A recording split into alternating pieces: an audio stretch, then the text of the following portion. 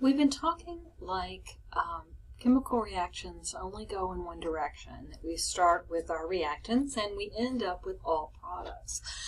Unfortunately for chemists, that's not really the way it works. Most reactions are reversible, so they go in both directions.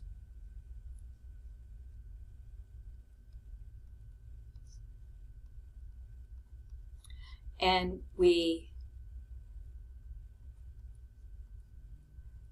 denote that by using this symbol right here with arrows going in both directions.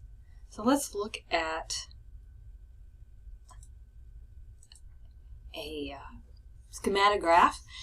What we have here is A, which is green, will make B.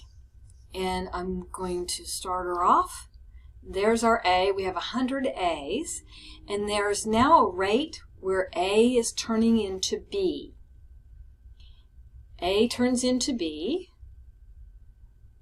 And eventually, there'll be enough B that some of the B's will turn back into A. So far, all I've seen is A turning into B. But there goes one. Now some of the B's, some of the red ones, will turn into the green ones. So we have two rates. We've got the rate of A turning into B and the rate of B turning back into A. Let's go back to our...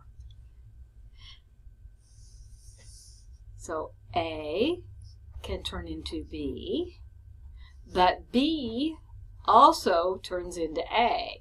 And we write this more compactly by saying A, B.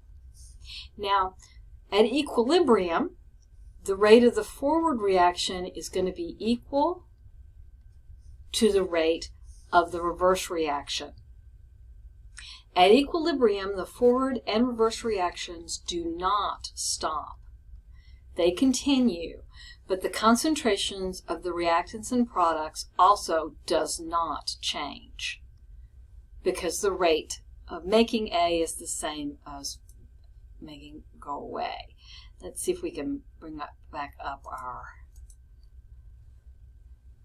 Okay. So we've got 67A and 35 or 37B.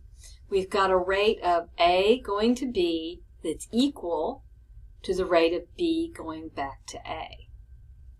And so the concentrations, they vary a little bit here, but they won't change dramatically after we've reached equilibrium. That's just a little random noise. Okay.